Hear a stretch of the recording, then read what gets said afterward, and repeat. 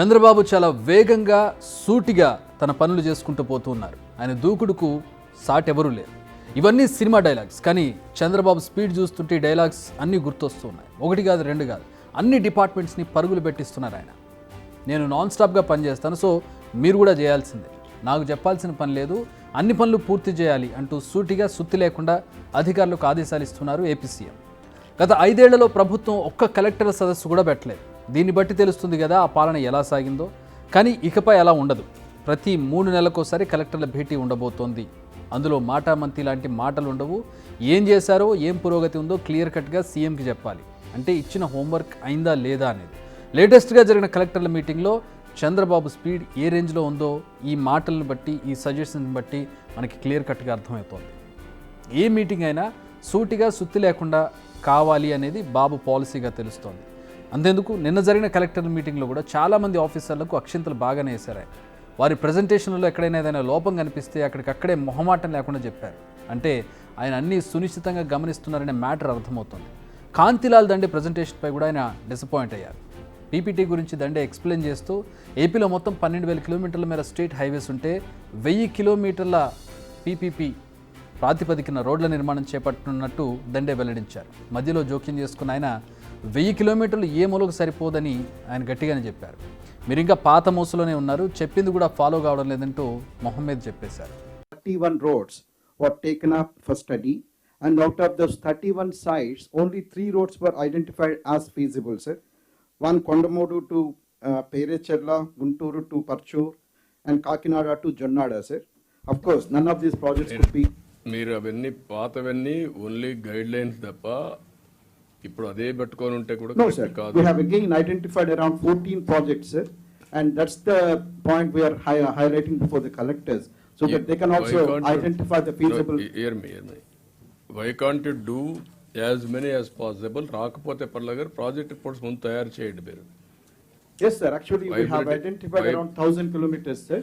1,000 kilometers is not enough. మీరంతా piece మీల్గా ఆలోచిస్తున్నారు. I want to go all out. All state highways, I wanted to go for PPP model, either viability gap funding, all these new concepts. నేను చెప్పానంటే మీకు ఇంకా మీరు పాత మోసలోనే ఉన్నారు, చెప్పింది కూడా ఫాలో కావడం లేదు. Even government of India is willing to give some viability gap funding. వాళ్ళు ఎంత ఇస్తారు, మనం ఎంత ఇవ్వాలి, హౌ టు గో అబౌట్, ఒకవేళ ఎంత పర్సెంటేజ్ ఇస్తారు అవన్నీ వర్కౌట్ చేయండి. మీరు కావాలంటే మనం ఎక్సీడ్ అవుదాం. తప్పకుండా సార్. మనకి 12,000 కిలోమీటర్స్ స్టేట్ హైవేస్ ఉన్నాయి సార్. ఆ 12,000 కిలోమీటర్స్కి స్టడీస్ కండక్ట్ చేసి తమకి రిపోర్ట్ సబ్మిట్ చేస్తాను సార్. నాకు సబ్మిట్ చేయక్కర్లే, మీరు ముందుకు పోమంటున్నారు. Sure sir, sure sir. From now onwards ఇంకా సబ్మిషన్లు లేకుంటే ఎగ్జామిన్లు అవన్నీ లేవు, ఎగ్జిక్యూషనే. ఒక్క రోడ్లే కాదు, ఫారెస్ట్ ఆఫీసర్ల తీరుపై కూడా చంద్రబాబు ఆసక్తికర వ్యాఖ్యలు చేశారు. పవన్ కళ్యాణ్ సమక్షంలోనే అధికారుల తీరును ప్రస్తావించారు. అటవీ శాఖ వద్ద భారీ ఎత్తున ఫైళ్లు పెండింగ్లో ఉన్నాయన్నారు. రాష్ట్రంలో భారీగా చెట్లు పెంచి అటవీ సంపద పెంచాలన్నారు. దీనికోసం భారీగా మొక్కలు నాటే కార్యక్రమాన్ని ప్లాన్ చేయాలని, ఒకేసారి 5 నుంచి 10 లక్షల మొక్కలు నాటే కార్యక్రమాన్ని చేపట్టాలన్నారు. ఈ మొత్తం బాధ్యతను డిప్యూటీ సీఎం అటవీ శాఖ మంత్రి పవన్ కళ్యాణ్కు తీసుకోవాలన్నారు. అంటే ఇండైరెక్ట్గా పవన్ కళ్యాణ్ కూడా స్పీడ్ పెంచాలని హింట్ ఇచ్చారు ఆయన. ఇక్కడ ఫారెస్ట్లో కూడా డిప్యూటీ సీఎం గారు ఇక్కడే ఉన్నారు. ఇక్కడ ఫారెస్ట్ డిపార్ట్మెంట్ గుర్తుపెట్టుకోవాల్సిన మెజారిటీ మీ దగ్గర పెండింగ్ ఉన్నాయి. మా నోటీస్కి వచ్చే లోపల మీరు క్లియర్ చేసి ఈవెన్ పబ్లిక్ ఇంట్రెస్ట్ ఉండే ప్రాజెక్ట్స్ కూడా కాలయాపన చేస్తున్నారు.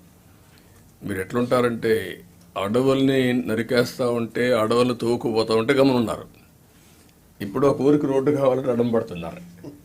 This is where. అప్పుడు మీకు ఎందుకు వచ్చిందో నాకు తెలియదు. ఇవన్నీ అలాంటి యాటిట్యూడ్ ప్రాబ్లమ్స్ ఉన్నాయి. ఇమ్మీడియట్గా you review Chiranjeevi and then get it done. పోర్ట్ల వర్క్స్ మ్యాటర్లోనూ బాబు ప్లాన్డ్గా వెళ్తున్నారు. పోర్ట్లు నిర్మించే కంపెనీలకు ప్రభుత్వం గ్యారంటీలు ఎక్కడివ్వగలదని ప్రశ్నించారు. కానీ పోర్టులో జరుగుతున్న నిర్మాణ పనులను ఆపలేమన్నారు. కాంట్రాక్టర్లను తప్పించి పనులు ఆపేయడం ఈ ప్రభుత్వ విధానం కాదని స్పష్టం చేశారు. పోర్ట్స్ మనం పీపీపీ పెడితే వీళ్ళు ఈపీసీ తీసుకొచ్చారు, 5 ఏళ్ళు లేట్ చేశారు. PPP is a tested model. Government ఎక్కడ డబ్బులు ఇస్తాం, గవర్నమెంట్ గ్యారంటీలు ఎక్కడ ఇస్తాం, అనవసరంగా తీసుకొచ్చారు. ఇప్పుడు ప్రాబ్లమ్ ఈస్, ఇప్పుడు నేను ఎన్నికపోతే అటు ఇటు కాకుండా పోతుంది. First of all I want to complete the project.